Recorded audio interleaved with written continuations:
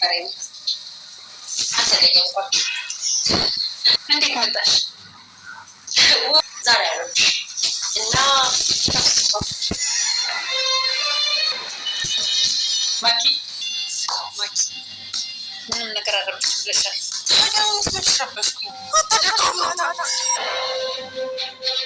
ሮዝ እናቷንም በዚህ ልክ እያስጨነቁ ያለው ነገር ምንድን ነው? የምታውቂ ከሆነ ንገሪኝ። ብትሰሚ ትረጂዋለሽ። ሮዝ ምንም ቢሆን ናታን ትዳሬ፣ ህይወቴ፣ ፍቅሬ ነው። ማኪ በስተመጨረሻ ጊዜ መጥቷ ናታንን ረብሻ እቤቱን በአንድ እግር አቁማ ትገኛለች። ሆኖም እንግዲህ ሰላም እረዳዋለሁ ግን ምንድን ነው እያለች ነው። እሷም እንግዲህ በስጦታ መልክ በማድረግ ትሰጠዋለች። ሽማግሌዎቹም እንግዲህ ሁሉንም ነገር ጨርሰው መጥተው ነበረ። ሆኖም እንግዲህ ነገሮች ሁሉ አልቆ ቢመጡ እንኳን በመጨረሻ ላይ ማኪ በጥብጣቸው ትገኛለች። ሆኖም እንግዲህ የናታን ሚስት ማናት እንዴት ሳታቂ ላክሽ እያለችም ነበረ። ሆኖም ሽማግሌዎቹ ወደ ቤት ገብተው ሙሽሪት እንኳን ደስ አለሽ በማለት እንግዲህ ሙሽሪትን ደስታ ሲነገሯት ሙሽሪት ነው ያላችሁት? የት አለች ሙሽራዋ? በማለት ሰላም መሆኗንም በማወቋ እጅግ በጣም ከባድ ነገሮች ተፈጥረዋል ማለት ነው። እንግዲህ ማኪ እስከ ዛሬ ድረስ ሰላም መሆኗን አታውቅም። ሰላም እንግዲህ የቤቷ ልጅ መሆኗን ሳይሆን ሰላም የተባለችዋ ናቲን ከኔ የመነጨቀችዋ ማናት እያለች ነበረ እስከ ዛሬ ድረስ ቆይታ ያደረገችው። ሆኖም እንግዲህ በባለፈው ላይ እንደምናስታውሰው ነፍሰ ጡር ነኝ ብለው ነበረ። ያ ነገር ደግሞ ናታንን እጅግ በጣም እያስጨነቀው ነበረ የሚገኘው። እንግዲህ ሮዚም ደግሞ ቀኑ ሲደርስና ሰዓቱ ሲደርስ ነገሮችን እንፈታለን፣ አንተ መጨነቅ አይጠበቅብህም እያለችው ነበረ። ሆኖም እንግዲህ ጭንቀቱ አልቀረም፣ ነገሮቹም ይበላሹብኛል ያለው ነገር ዛሬ ላይ እንግዲህ ሮዚ ሰላም መሆኗን አውቃለች። ሽማግሌዎቹንም እንግዲህ እናቱ ተስማምታ ልኳ ነበረ። ሽማግሌዎቹም እንግዲህ ደስ ብሏቸው ተቀብለው ነበረ። የሰላም ቤተሰቦችም እንግዲህ የሰላም ቤተሰቦች በመጀመሪያ ላይ በፍጹም አንቀበልም በማለትም ተናግረው ነበር። ሰላምም እጅግ በጣም ደንግጣ ነበረ። ሆኖም እንግዲህ አባትየው እምቢ ብለዋል። እንዴት አድርገሽ ነው ልጁን በቀላሉ የሚሰጥ መስሎሻል እያለች እንግዲህ እናትየው እየቀለደችባት ነበር። መጨረሻ ላይ አባትየው አንቺን የሚያስደስትሽ አባትሽ የአንቺ ደስታ አያስደስተውም ብለሽ ታስቢያለሽ ወይ? ልጄ ተስማምቻለሁ ብሎ ይላታል። እሷም እንግዲህ እጅግ በጣም ደስ ይላታል ማለት ነው። ያ ነገሩ እንግዲህ በጣም ደስ ስላላት ሆኖም እንግዲህ ሽማግሌዎቹ ወደ ቤት እስኪመጡ ድረስ ተጨንቀው ነበር። ሽማግሌዎቹም እንግዲህ በመንገድ ላይ እየሄዱ በጣም የምትገርም እናት ናት ካለ ወንድ ልጅ እንደዚህ ሴት ልጅ ሆኗ ልጇን አሳድጓ ለወግ ማድረግ ማብቃቷ እጅግ የምትደነቅ ሴት ናት እያሉ እንግዲህ ናታንን እናት እያደነቋት ሽማግሌዎቹ በመንገድ ላይ ይሄዳሉ። በዛኑ ሰዓት እንግዲህ ሮዚ ማኪ ትደነግጣለች ማለት ነው። በዛኑ ሰዓት እንግዲህ የምሽምግልና ነው ብላ ስትልም እንግዲህ ሽማግሌ ለናቲ እንደተላከና ሄደው እንደመጡ ይነግሯታል። እሷም በዚህ ሰዓት እጅግ በጣም ትደነግጣለች ማለት ነው። ሆኖም እንግዲህ ስትደነግጥ እና ሰዎቹን ሽማግሌዎችን ስታፋጥጣቸው ከዛን እንግዲህ ይሄ ነገርማ በፍጹም መሆን የለበትም እንዴት ይሆናል በማለት እጅግ በጣም በመናደድ እያለቀሰች ወደ ቤቷ ትመለሳለች።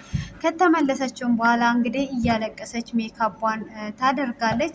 ሜካቧንም ካደረገች በኋላ እንግዲህ የነሱን ህይወት የነሱን ትዳር ለመበጥበጥ ስለወሰነች እንዴት አድርጓ የነሱን ሰላም እንደምትበጠብጥ ታስባለች። እንግዲህ ዘንጧ ነው የመጣችው።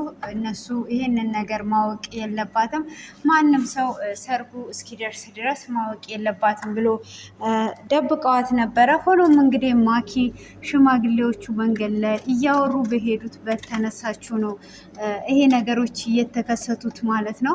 እንግዲህ ነገሮችን ሁሉ ልታበላሽ ወስና የመጣችው ሆኖም እንግዲህ ማያም በህይወት እንዳለች የምናውቀው ይሆናል። እንግዲህ ባሏን አሳብዳ በመንገድ ላይ ልጇ ግን አሁን ላይ ማያ እየተጎዳች ነው ያለችው። አባቷን አርቋት እሷም እንግዲህ ትምህርት ቤት እንድትሄድ እብደቱንም በባለፈው ላይ እንደምናስታውሰው ከእንደገና የተሻለውን ወደ ራሱ እየተመለሰ ያለውን ማበድ አለበት ብላ እንግዲህ አሳብዳው ትገኛለች ማለት ነው። አሁን ላይ ደግሞ እንግዲህ ልጇም እብዳይቷ እብድ እየሳለችላት እየተገኘች ነው። እሷም ከእብድ ተራ ውጪ እብድ አትሳይ ትላታለች። ብትላትም እንግዲህ ሕፃን ልጅ ስለሆነች ያየችውን ነገር እየሳለች ነው። አይምሯ ውስጥም አባቷ እየተመላለሰባት ነው ያለው ማለት ነው። ሆኖም እንግዲህ ይሄ ነገሮች ሁሉ እየሄዱ ነው ያሉት። እንግዲህ ሰላም በደስታ እየጨፈሩ ጊዜያቸውን እያሳለፉ ነው ያሉት። በጣም ደስ ብሏታል። ግን ደስ ማለት ብቻ ሳይሆን ሮዚ አሁን ላይ ነገሮችን ሁሉ ለመበጥበጥ ነው የገባችው። እንግዲህ ስጦታውንም ጠቅልላ ትመጣለች። ልክ በሩን ከፍታ በሩ ሲከፈትላት ሮዚ ነበረች። እጅግ በጣም ይደነግጣሉ። ሆኖም ለምን መጣሽ? ምን ፈልገሽ ነው የመጣሹ? ትባላለች። እሷም እናንተ ባትጠሩኝ እንኳን አላዘንኩባችሁም፣ ደስታችሁን ግን ከእናንተ ጋር ለመካፈል መጥቻለሁ በማለት እንግዲህ ትናገራለች። እሷም እንግዲህ እንደዛ ባለችበት ሰዓት እሺ በቃ ካዲያ ምን ነበር ብላት ስትልም እንግዲህ ደስታቸውን ለመካፈል ነው የመጣችው ማለት ነው። ሆኖም እንግዲህ ቶሎ ብላ የናቲ እናት ማኪን ስጦታውን ሳሰጠው በፊት እንግዲህ ይህንን ስጦታ ናቲ በጣም ደንግጧል ማለት ነው። እንግዲህ እሷ የሰርግ ክለት ነፍሰ ጡር መሆኔን በስጦታ ወረቀት ነው ጠቅልዬ ማመጣው ያለችው ነገር ትዝ ስላለው እጅግ በጣም ደንግጦም ፈርቶም ነበረ ማለት ነው። እና ያ ነገር ያፍራቻ ውስጡ ላይ አልነበረ። ሆኖም እንግዲህ እናትየውም ናቲ ምንድን ነው የሚያስጨንቅ ልጄ? አሁን ሳትደብቅ ንገረኝ። እኔ የምፈልገው ያንተን ደስታ ነው፣ ያንተ ደስታ ነው የሚያስጨንቀኝ ብላውም ነበረ። ሆኖም እንግዲህ እሱ ለእናትየው የነገራት ነገር አልነበረም። ምንም ነገር ሊነግራት ፈቃደኛ አይደለም ነበር። ሆኖም እናትየው እንግዲህ ማኪን ወደ ውስጥ ይዛ ትገባና እንዳትረብሽ ትነግራታለች። እሷም ግን አልረብሽም እንዳለችው ግን ሳትረብሽ አልቀረችም። ቀጥታ ወደ ረብሻ ነበር የገባችው። ግን አይከብድም፣ ሙሽሪትን ሳታቂ ሽማግሌ መላክ ብላ ትላታለች። ማሚ ምን ብለሽ ነበር? ዛሬ የደስታ ቀን ነው፣ ደስታችንን አታደፍርሽብን ብላ ትላታለች። እኮ እኔ መቼ ረበሽኩ? ግን ገርሞኝ ነው። እንዴት አንቺ ሙሽራዋን ሳታቂ ሽማግሌ እንዴት ነው ለልጅሽ የምትልኪው? ብላ ትላታለች።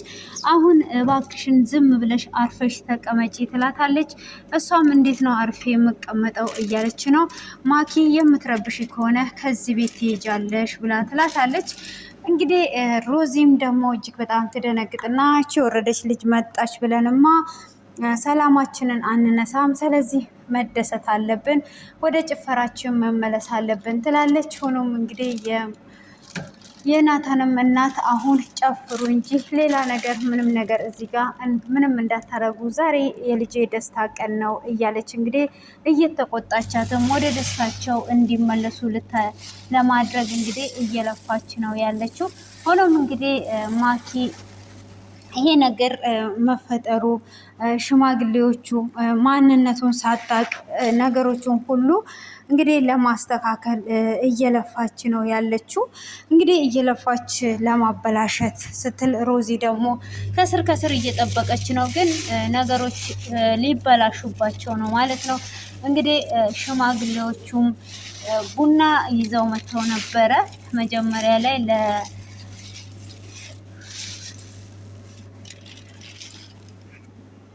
ለናቲ እናት። ከዛን እንግዲህ ሁሉን ነገር ጨርሰው ይሄዳሉ። ጨፍረው ተጫውተው ተመራርቀው እንግዲህ ሙሽሮቹንም መርቀው ከወጡ በኋላ ለካ እናትየው የሰጠችው ስጦታ ነበረ።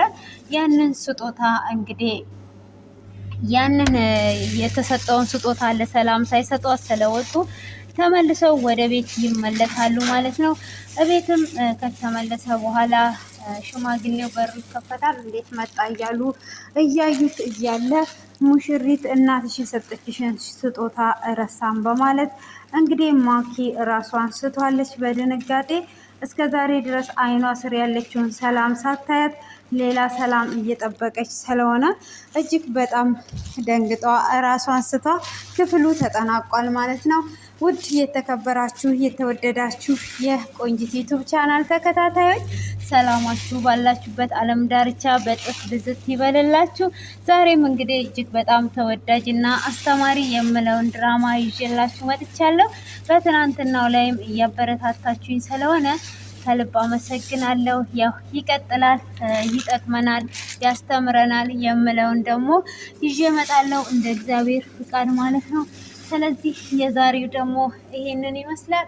ኮሜንት ላይ አስተያየታችሁን እጠብቃለሁ። መልካሙን ሁሉ ተመኘው።